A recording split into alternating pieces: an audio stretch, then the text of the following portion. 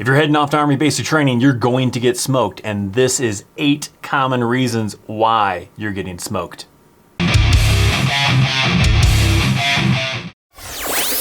What's up, my friends? US Army veteran Christopher Chaos, and today I'm here to tell you about some most likely reasons why you're probably going to be getting smoked in Army basic training.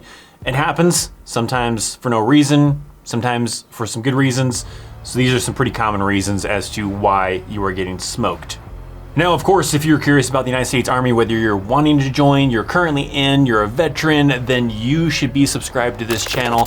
Take a look down below, see if you are subscribed. If you're not, then you should be. Hit that subscribe button, click on that bell so you can get alerts as soon as new videos go live, to include the live streams and become a part of the awesome notification platoon. So let's dive into it and let's talk about the first reason why you're probably getting smoked in Army basic training.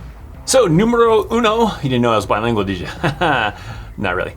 Number one is you're probably late. And you might think that, how am I late? I got everybody else with me. I'm probably being told to be somewhere by the drill sergeants. Well, it still happens. And it might not even be late, like you're like 30 minutes late, 5 minutes late. It could be like seconds late. It could just simply be that you're not even late at all. You're just happen to be the last one to show up at a specific location behind everybody else. That's often, sometimes I've seen things where, you know, you're in a hurry, told to get outside, get somewheres, right, into formation or whatever. Everybody's rushing to get out there, and you got this one individual that maybe wasn't paying attention, maybe he was in the crapper, you know, doing a number, whatever thing that they want to do in the bathroom, and coming out, you know, last, and the drill sergeants are like, hey, hero, well, why you the last one coming out of the bathroom, last one coming out of the building, whatever, drop.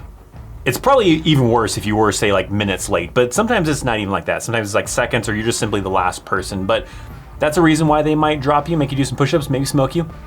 The second one is maybe bad appearance in some way. That could be from your uniform, from maybe your bed, from your wall locker, something. Something does not look the way it's supposed to look. Uniform, it can be a common one. You know, maybe the flag's on crooked, maybe it's on the wrong shoulder, maybe you got your name tapes reversed, maybe your boots came unbloused, or the string from the shoelaces hanging out, and they're gonna catch that stuff and they're gonna smoke you for it. Another common one is maybe your bunk looks all jacked up. You're supposed to make your bed every morning and it's supposed to be set to a specific standard, and if it's not at that standard, you might get dropped for that. Occasionally they're gonna do like wall locker inspections or foot locker inspections, whatever you have. Most likely you have probably a wall locker. That's a pretty common one. And if things aren't dressed right, meaning everything is in order the way it's supposed to be, looking nice and neat, they're gonna drop you for it. You can do your best to try to avoid situations like that by maybe double checking yourself, having a battle buddy, you know, kind of check you out, kind of check out something you did, be like, hey, does this look good? Does it look like it's gonna pass? And vice versa, maybe help each other out, right? Hey, you check my bunk, I'll check yours, and then we'll make sure that we're both good. So, I mean, other things you can kind of check out in that way to kind of help you, but if you jack it all up, getting dropped, getting smoked. The third one, making eye contact with the drill sergeant. Do not look the drill sergeant in the eyes. It's like Medusa. Do not do it. You should be like looking past the drill sergeant. Why? I don't know. Like I said, sometimes they're just trying to find reasons, but look beyond the drill sergeant. Don't look them in the eyes. You know, sometimes they'll, you know, call you out for that kind of a thing. Be like, hey, what are you all big now? You want to fight me? What do you got going on here, buddy? Sometimes, even if you don't look at them, they might even kind of yell at you for not looking at them because they're just trying to find a reason. But you just try to avoid it, right? Don't sit there and look at the drill sergeant in the eyes. Try to look somewhere, focus on a point somewhere's out there. That's not going to get you in trouble. The fourth one is sort of related, that usually kind of happens together sometimes. That is your facial expressions.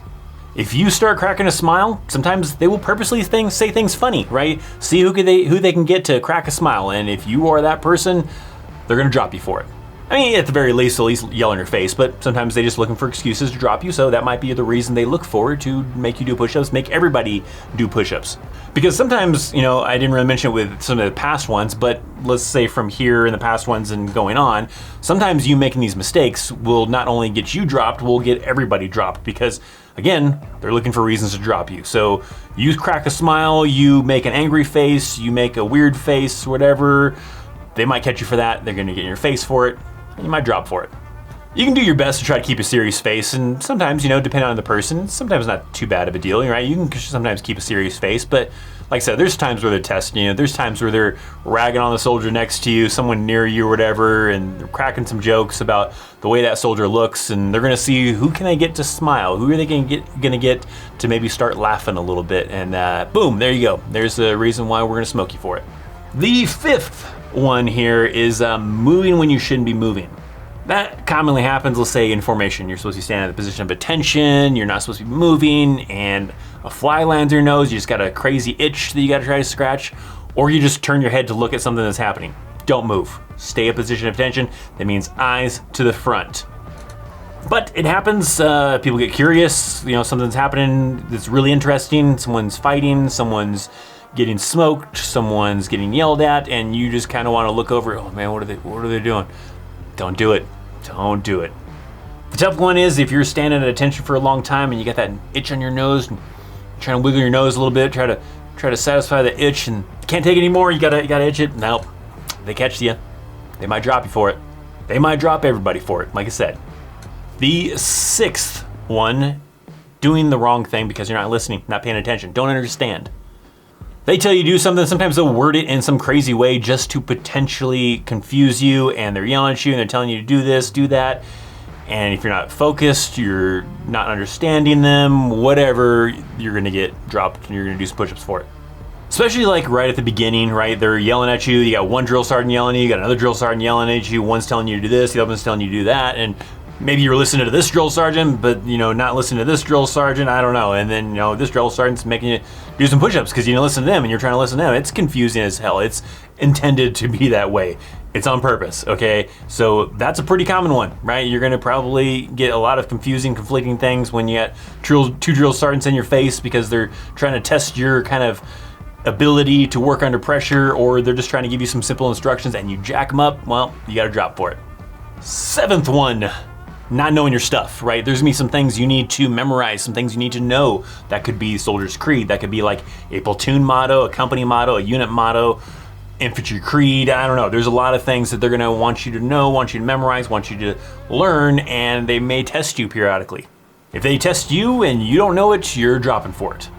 Pretty common ones, sometimes the soldier's creed is a pretty common one, but a definite one is probably gonna be like your general orders, right? Sometimes they'll be testing you on general orders, and they're gonna be like, Private so-and-so, general order number 2, what is it, go.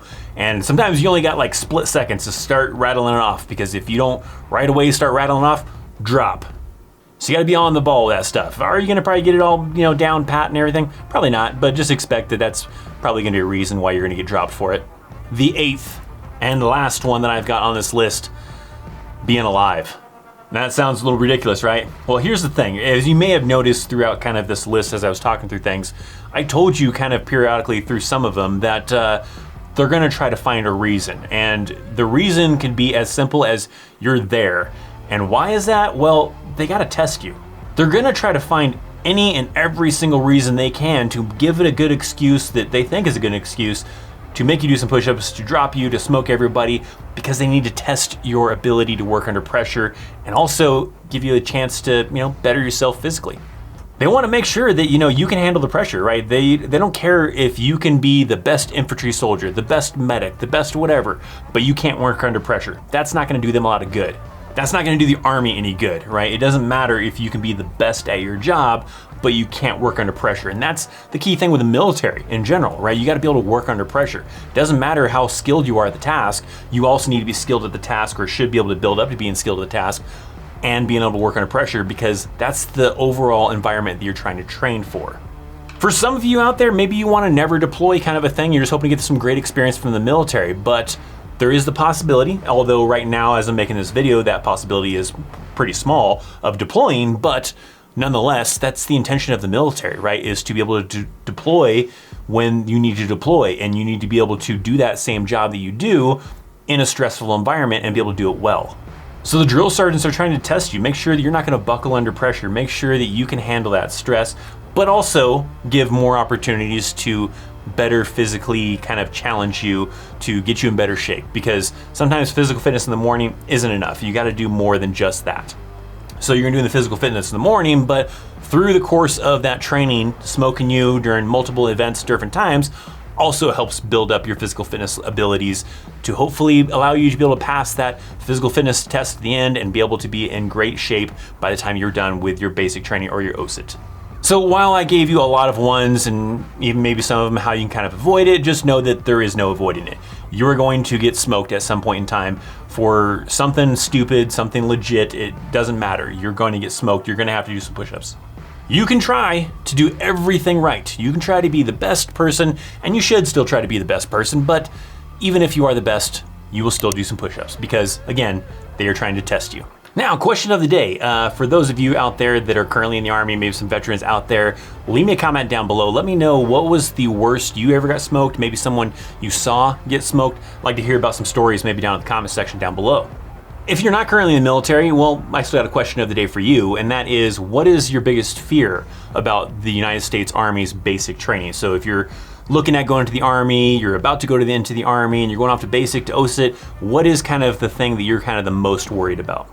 We got a mission, and that mission is to get this video to 500 likes. So hit that like button. If we can get it to 500 likes, I'll do another video that kind of talks about some of the stories that I saw from individuals getting smoked and tell you some stories, maybe even some of my own of getting smoked either in basic or AIT. So hit that like button. Let's try to get this video to 500 likes.